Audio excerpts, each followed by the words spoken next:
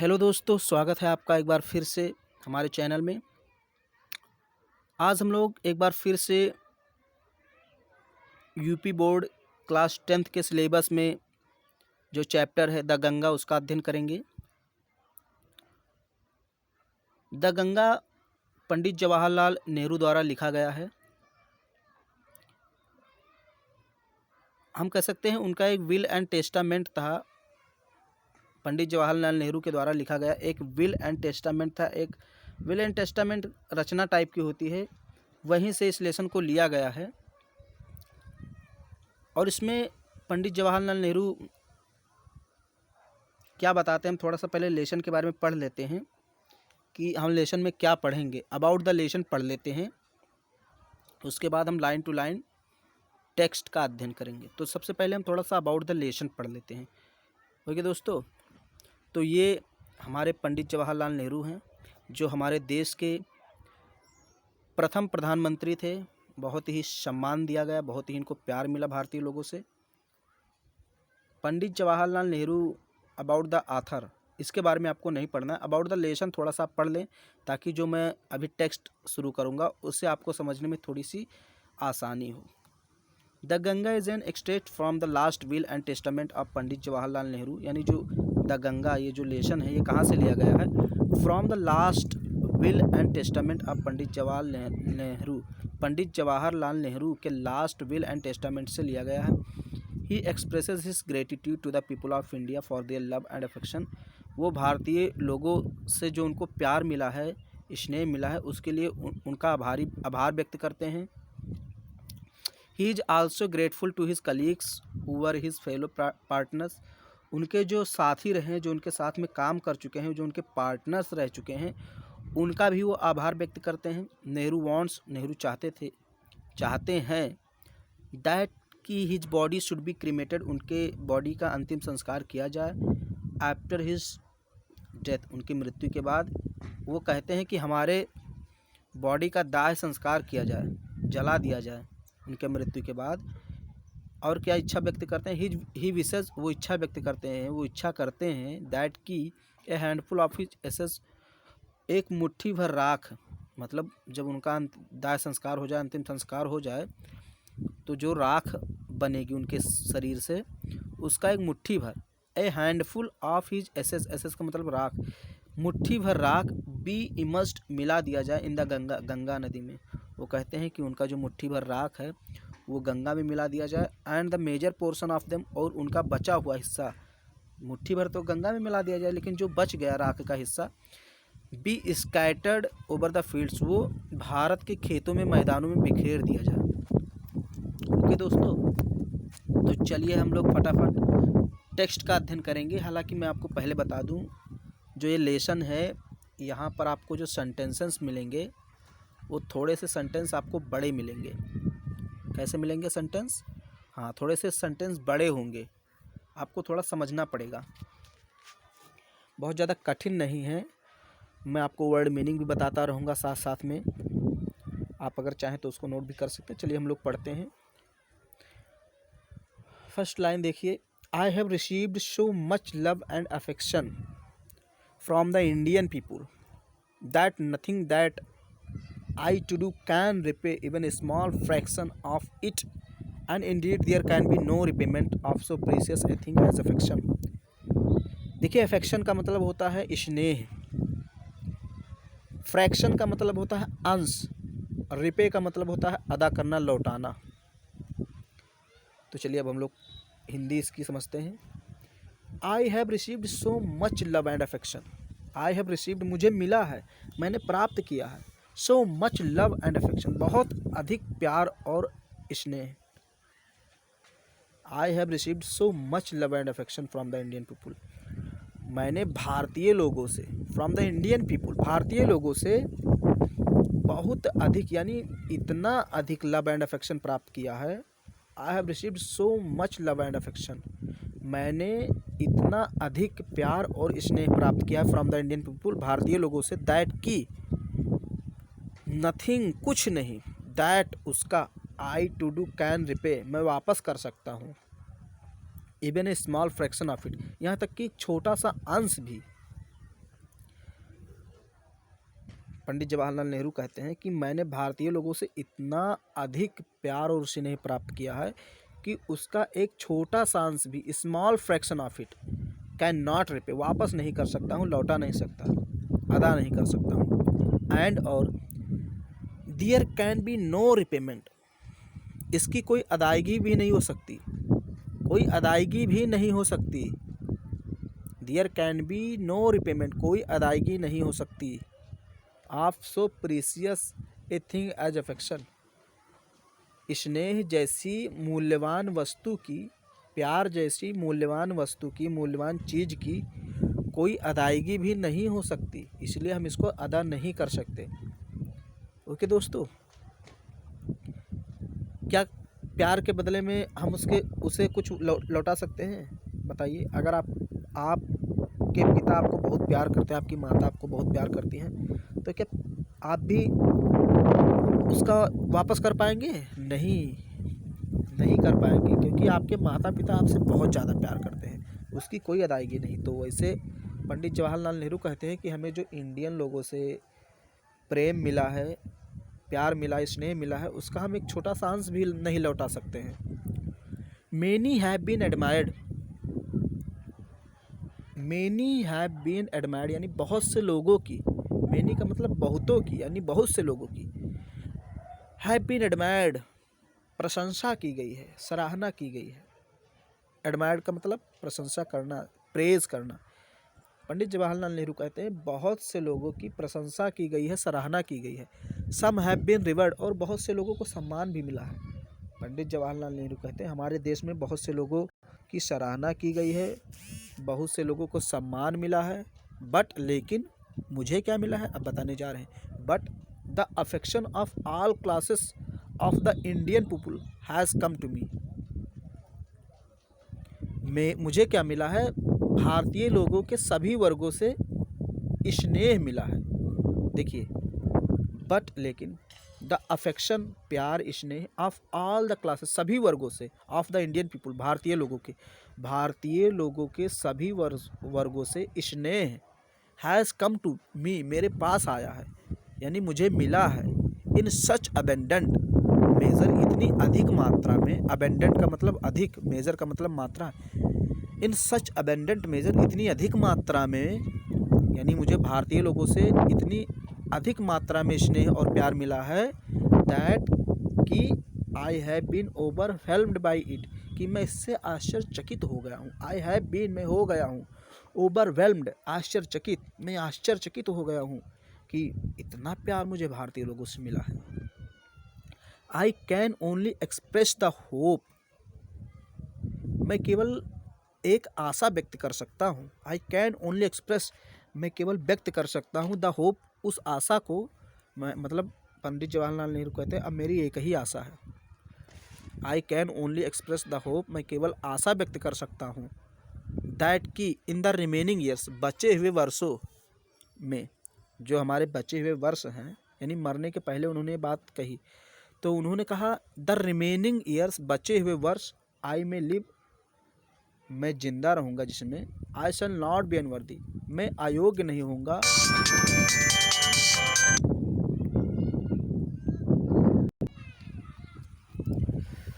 Sorry दोस्तों, थोड़ा सा मेरा कॉल आ गया था ना, तो उसके लिए थोड़ा सा रोकना पड़ा।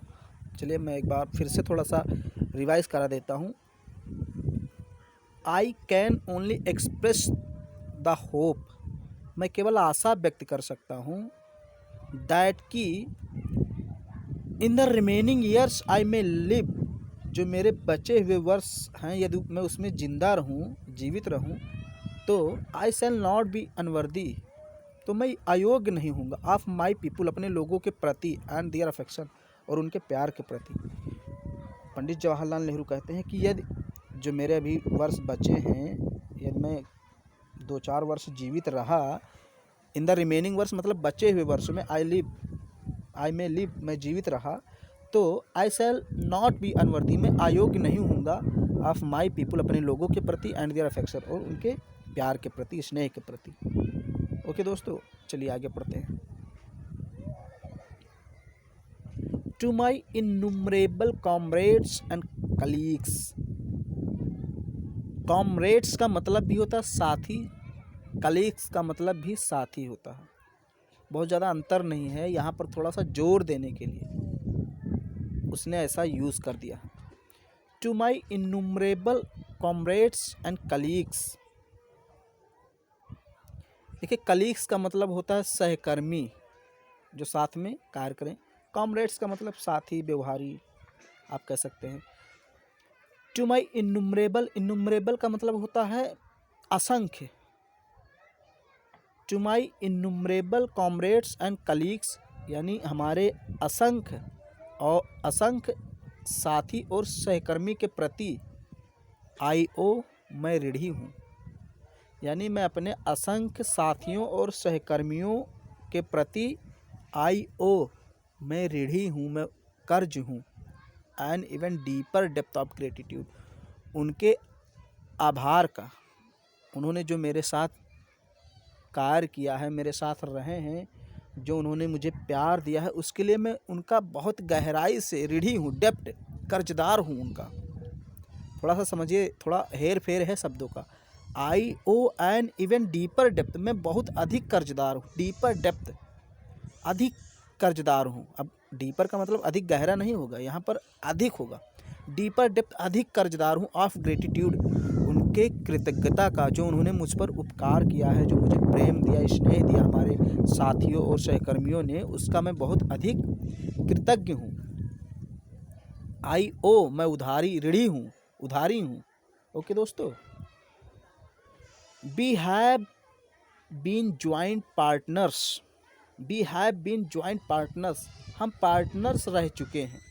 पंडित जवाहरलाल नेहरू कहते हैं हम साथ साथ रह चुके हैं, हम पार्टनर्स रह चुके हैं। इन ग्रेट अंडरटेकिंग्स, महान कार्यों में। अंडरटेकिंग्स का मतलब ऐसा कार्य जो जोखिम भरा हो।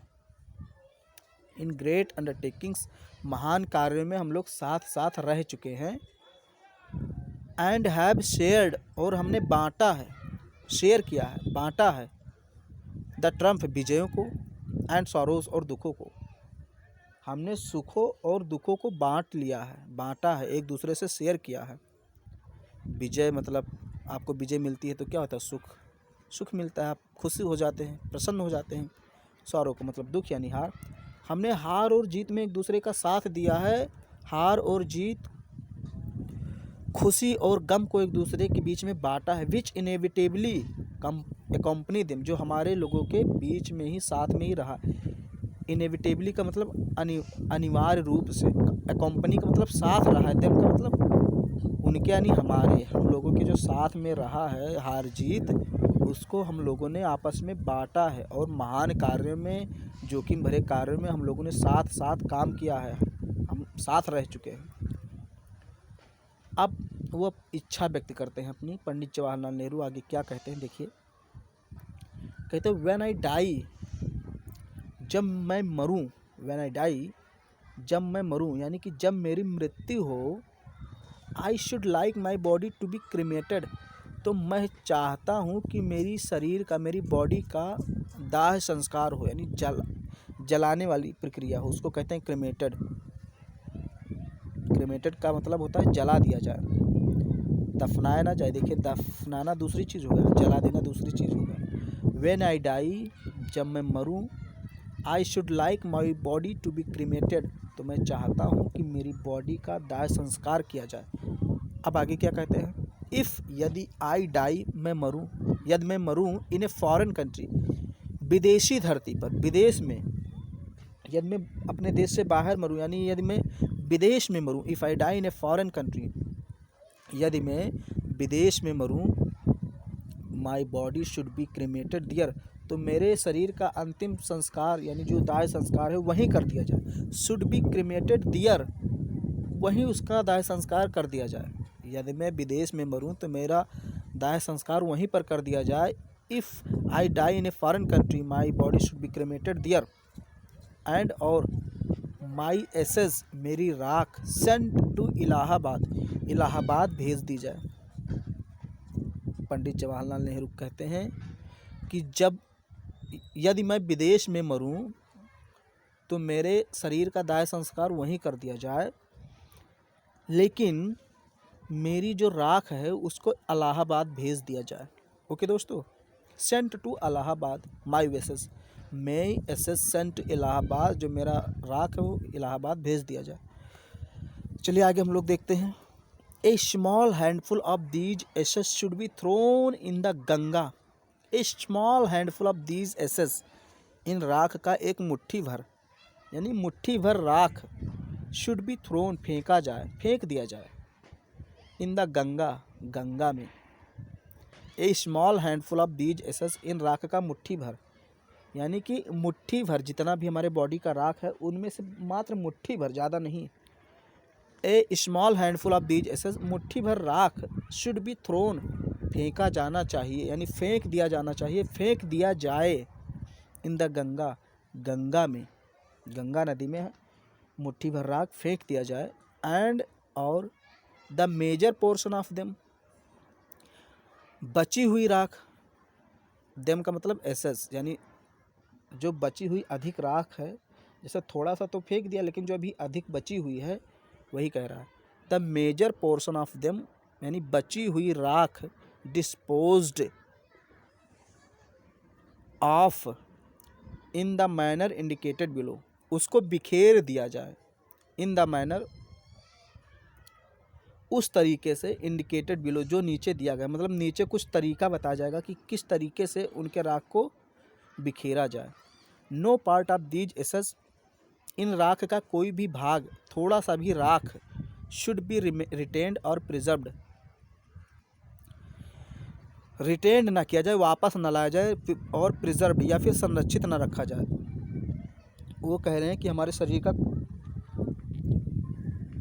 थोड़ा सा भी राख बचाया ना जाए, उसको संरक्षित ना किया जाए, उसको वापस न लाया जाए। No part of these ashes, कोई भी भाग नहीं, दीज एसेस, इन राख का, शुड बी रिटेन्ड, वापस लाया जाए, और प्रिजर्व या संरक्षित रखा जाए, बचाए रखा जाए। ओके दोस्तों, तो चलिए हम लोग फिर आगे बढ़ते हैं। कहते हैं कि हमारे शरीर का जो राख बनेगा उसका कोई भी अंश वापस ना लाया जाए, उसे संरक्षित ना किया जाए, बल्कि मुट्ठी भर गंगा नदी में फेंक दिया जाए, और जो बचा हुआ अधिक राख है उसको बिखेर दिया जाए। अब कैसे बिखेरा जाए वो नीचे बताया गया है। My desire to have a handful of my ashes thrown in the Ganga at Allahabad. My desire, मेरी इच्छा है, to be handful of my ashes, कि मेरे राख का एक मुट्ठी भर, थ्रोन, फेंक दिया जाए, इन द गंगा, गंगा में, यानी हमारी इच्छा है कि मुट्ठी भर राख गंगा में फेंक दिया जाए, एट इलाहाबाद, जो इलाहाबाद में है। गंगा नदी कहाँ है? इलाहाबाद में से होकर जाती है ना, तो इलाहाबाद में फेंक दिया जाए, गंगा में। और कह रहे हैं हैज़ नो रिलीजियस सिग्निफिकेंस, कोई धार्मिक महत्व नहीं है। कह रहे हैं इसमें कोई धर्म की बात नहीं है, इसमें कोई रिलीजियस सिग्निफिकेंस नहीं है इसका, कि मैं मतलब बहुत ज़्यादा धर्म को मानता हूँ, हिंदू धर्म को मानता हूँ, इस धर्म को मानता हूँ, उस धर्म को मानता हूँ, इसलिए मेरा राख वहाँ फेंका जाए। तो फिर फेंका क्यों जाए? अब कह रहे हैं so far as I am concerned, क्योंकि जहाँ तक मेरा सवाल है इसका कोई रिलीजियस महत्व, सो फार एज, जहाँ तक, आई एम कंसर्न, मेरा सवाल है।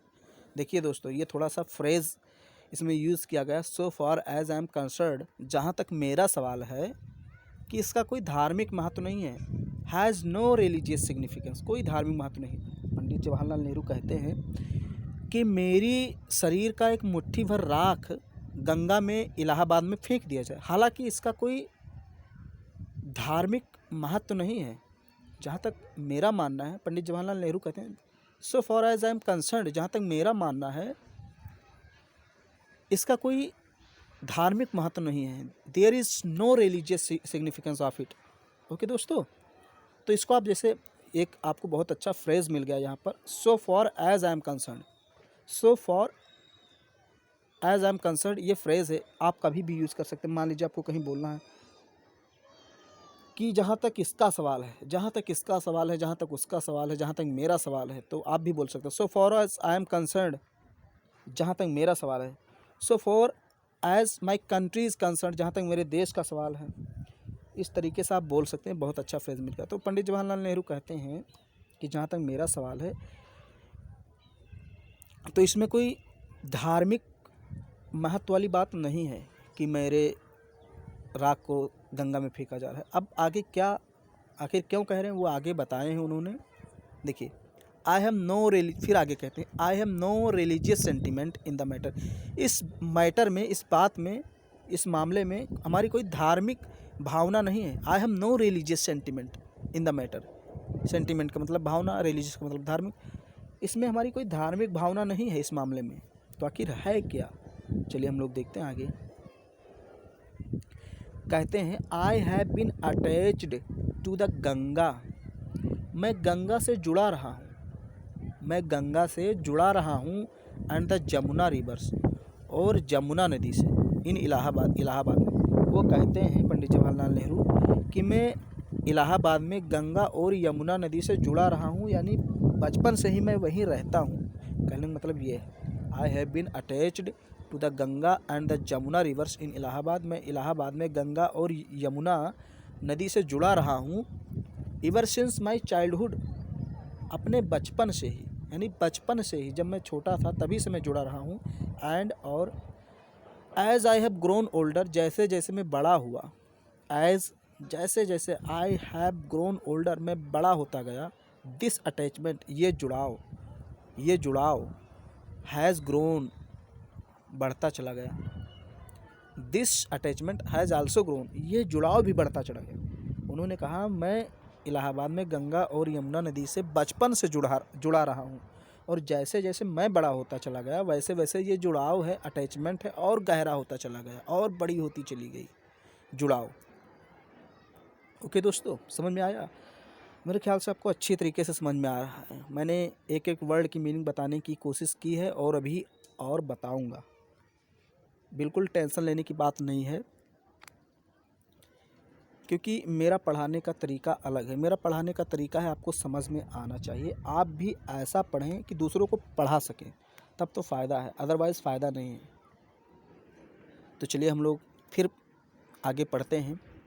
आई हैव वॉच्ड, मैंने देखा है, डियर, उनके, वैरिंग मूड्स, बदलते हुए मूड को, मूड का मतलब भावना, और डियर वैरिंग मूड्स, वैरिंग का मतलब चेंज होते हुए। डियर किसके लिए आया है दोस्तों? यहाँ पर डियर आया है गंगा और यमुना नदियों के लिए।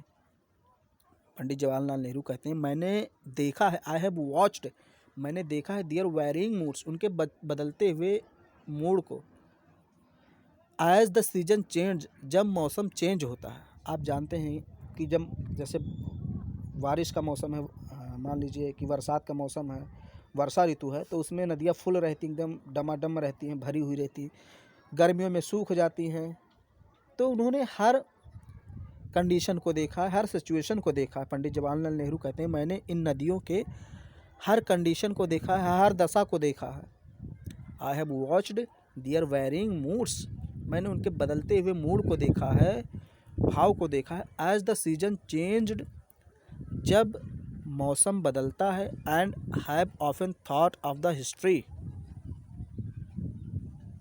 एंड हैव ऑफन थॉट, और मैंने सुना है, सोचा है, ऑफ द हिस्ट्री, इतिहास के बारे में। एंड मिथ, और मिथ का मतलब पौराणिक कथाएं हो गया। एंड ट्रेडिशन, और परंपराओं के बारे में। एंड सॉन्ग, और गानों के बारे में। एंड स्टोरी, और उस कहानी के बारे में। That have become attached to them, that have become attached to them, जो उनसे जुड़ी हुई हैं। देखिए, उनसे यानी गंगा से। वो कहते हैं पंडित जवाहरलाल नेहरू कि मैंने उनके बदलते हुए मूड को देखा है, जब मौसम चेंज होता है तो मैंने उनके बदलते हुए मूड को देखा है, बदलते हुए भाव को देखा है। और क्या क्या देखा है? Often thought of the history, उनके इतिहास के बारे में पढ़ा है कि मैं वो कहाँ से निकलती हैं, कहाँ कहाँ किससे, किन नदियों से मिलती हैं, उनकी हिस्ट्री भी मैंने पढ़ी है। एंड मिथ, और उन पौराणिक कथाओं के बारे में भी उनके बारे में पढ़ा है, पौराणिक कथाओं में भी उनके बारे में पढ़ा है। ट्रेडिशन, और परंपराओं के बारे में पढ़ा है, जो उनसे जुड़ी हुई हैं, जो उनसे जुड़ी परंपराएं हैं कि मरने के बाद अंतिम संस्कार की राख वहीं बहाई जाती है। ऐसी सारी परंपराएं बहुत हैं जो गंगा नदी से, यमुना नदी से जुड़ी हैं, तो उनको भी मैंने देखा है। एंड सॉन्ग और गानों गीतों को भी सुना है, एंड स्टोरी और उन कहानियों को भी पढ़ा है, दैट हैव बिकम अटैच्ड जो जुड़ी हुई हैं टू देम उनसे, यानी जो गंगा यमुना से जुड़ी हुई जितनी भी चीज़ें हैं सब के बारे में मैं जानता हूँ, थ्रू द लॉन्ग एज बहुत लंबे समय से, and become part of their flowing waters और उनके बहते हुए पानी का हिस्सा हो गई हैं। कहते हैं कि जो बहते हुए पानी यानी गंगा यमुना के साथ जो भी कहानी, जो भी स्टोरी, जो भी सॉन्ग, जो भी ट्रेडिशन, जो भी मिथ, जो भी इतिहास जुड़े हुए हैं उन सबको मैंने पढ़ा है, उन सबको मैंने देखा है। ओके दोस्तों, देखिए कितना लंबा सेंटेंस है। आप आई मतलब एक ही सेंटेंस पूरा घुमा दिया है आपको। आई हैव बीन से लेकर वाटर्स तक, इसमें मात्र 2 सेंटेंस है, सोचिए। तो इसीलिए मैंने शुरू में बता दिया था, थोड़ा सा समझिए। चलिए हम लोग नेक्स्ट पढ़ते हैं आगे। थोड़ा सा वीडियो काफ़ी लंबा हो रहा है, थोड़ा सा और पढ़ा देते हैं, इसके बाद हम the Ganga specially is the river of India, विशेष रूप से गंगा भारत की नदी है। देखिए, the Ganga specially is the river of India, Ganga विशेष रूप से इंडिया की नदी है, भारत की नदी, यानी भारत की एक विशेष नदी है, महत्वपूर्ण नदी है। Beloved of her people, beloved of her people, और लोग उससे प्यार भी करते हैं। बिलव्ड जो प्रिय है, आप हर पीपुल भारत के लोगों, हर मतलब भारत और पीपुल का मतलब लोग, जो भारत के लोग हैं उनकी वो प्रिय भी है। जैसे गंगा तो महत्वपूर्ण नदी है और भारत के लोगों की प्रिय नदी भी है। The Ganga specially is the river of India beloved of her people, Ganga जो है भारत की महत्वपूर्ण नदी है और लोगों की प्रिय नदी भी है। राउंड विच आर, जिसके चारों ओर से, जिसके चारों तरफ इंटरवाइंड जुड़ी हुई हैं हर रेशियल मेमोरीज, उनकी जातिगत यादें, हर होप्स, हर का मतलब आप हर इन द सेंस आप भारत कह सकते हैं, भारत की जो जातियां हैं उनसे जुड़ी हुई हैं, उनकी यादें जुड़ी हुई हैं, हर होप्स उनकी आशाएं जुड़ी हुई हैं, हर फेयर्स उनके डर जुड़े हुए हैं, हर सॉन्ग्स ऑफ ट्रम्फ विजय की गीत भी उनसे जुड़ी हुई है, हर विक्ट्रीज एंड हर डिफीट्स, जो जीत और हार है वो सब भी गंगा से जुड़ी हुई है। मतलब आप जानते हैं गंगा के किनारे कई युद्ध हुए, तो वो सारे युद्ध क्या है, गंगा से जुड़े हुए हैं, तो वही कह रहे हैं, इसलिए वो लोगों की प्रिय नदी है। ओके दोस्तों, the Ganga specially is the river of India, Ganga Bharat की बहुत महत्वपूर्ण नदी है। बिलव्ड ऑफ आवर पीपल, जो जिसे लोग प्यार करते हैं, जो लोगों का बहुत प्रिय नदी है। राउंड विचार, जिसके चारों तरफ इंटरवाइंड जुड़ी हुई है, हर रेशियल मेमोरीज, उसकी मतलब जो उसकी यादें हैं। देखिए दोस्तों, यहाँ अगर भारत ना कह के गंगा कहें तो ज़्यादा ठीक रहेगा, उसके लिए मैं सॉरी बोलता हूँ, यहाँ पर गंगा होगा, हर जो है गंगा के लिए आया है। तो गंगा की रेशियल मेमोरीज, जो यादें हैं, हर होप्स जो गंगा की आशाएं हैं, एंड फेयर्स और डर है, हर सॉन्ग्स ऑफ ट्रायम्फ जो उसकी विजय का गीत है, हर विक्ट्रीज एंड डिफीट्स और उसके जीत हार हैं, वो सब किससे जुड़े हुए हैं, हमारे लोगों से जुड़े हुए हैं, यानी हमारे लोग उसके बारे में जानते हैं। ये रहेगा दोस्तों। She has been a symbol of India's age long culture, she has been a symbol, वो एक चिन्ह रह चुकी है, एक प्रतीक बन गई है। गंगा एक देखिए गंगा के लिए तो आएगा, क्योंकि Ganga in the sense of girls के रूप में हम इसको जानते हैं, तो गंगा के लिए सी और हर आएगा। भारत के लिए भी सही था, लेकिन वहाँ भारत नहीं होगा, अगर आप गंगा कर लीजिए तो ज़्यादा सटीक रहेगा। She has been a symbol of India's age long culture and civilisation, जो भारतीय लोगों की कल्चर और संस्कृति है उसका वो प्रतीक भी बन गई है, उसका प्रतीक हो गई है। She has been a symbol, भारतीय लोगों के कल्चर और सिविलाइजेशन का क्या हो गया है, प्रतीक हो गया है। She has been a symbol, वो प्रतीक यानी चिन्ह बन चुकी है, of India's age long culture and civilisation, Bharat के प्राचीन कल्चर, एज लॉन्ग का मतलब प्राचीन, कल्चर का मतलब संस्कृति, सिविलाइजेशन सभ्यता, यानी भारत की जो प्राचीन सिविलाइजेशन और संस्कृति है उसका सिंबल गंगा बन चुकी है, रह चुकी है। एवर चेंजिंग, हमेशा, एवर का मतलब हमेशा, चेंजिंग बदलती रहती है, एवर फॉलोइंग एवर फ्लोइंग और हमेशा बहती रहती है, हमेशा बदलती हुई रहती है, हमेशा बहती हुई रहती है Ganga. And ever the same Ganga, और फिर भी हमेशा सेम रहती है, एक ही तरह रहती है। देखिए मतलब कंट्राडिक्शन है। ऑक्सीमोरॉन का प्रयोग एक प्रकार से किया गया। कहता है कि गंगा हमेशा चेंज होती रहती है, हमेशा बहती रहती है, फिर भी गंगा सेम रहती है। अजीब बात है। शी रिमाइंड्स मी, वो हमको याद दिलाती है, मुझे याद दिलाती है। पंडित जवाहरलाल नेहरू कहते हैं कि गंगा मुझे याद दिलाती है of the snow covered peaks, बर्फ से ढकी हुई चोटियों की, and the deep valleys of the Himalayas, और हिमालय के गहरी घाटियों की, which I have loved so much, जिसे मैं बहुत प्यार करता हूँ, जिसे मैं बहुत प्यार करता हूँ। And lot of rich and vast plains, और संपन्न धनी और विशाल मैदानों की, विलो का मतलब नीचे, यानी पर्वत के नीचे, हिमालय के नीचे जो गंगा का मैदान है विशाल और बहुत धनी है, बहुत ज़्यादा वहाँ अन्न उपजाया जाता है, उसकी भी याद दिलाती है। वेयर माई लाइफ, जहाँ मेरा जीवन, and work have been cast, काम बीता, जहाँ मेरा कार और जीवन बीता है, उन मैदानों की भी याद दिलाती है। अब ऐसा क्यों दिलाती है? देखिए दोस्तों, गंगा को जब देखोगे तो आपको हिमालय की याद कैसे आ जाती है? देखिए गंगा कहाँ से निकलती है? हिमालय से, उसकी चोटियों से बर्फ़ पिघलता है तो गंगा का निर्माण होता है, तो गंगा वहीं से निकलती है। इसीलिए पंडित जवाहरलाल नेहरू कहते हैं she reminds me of the snow covered peaks, Ganga मुझे बर्फ़ से ढकी हुई चोटियों की याद दिलाती है। The deeps valleys of the Himalayas, और हिमालय की गहरी घाटियों की याद दिलाती है।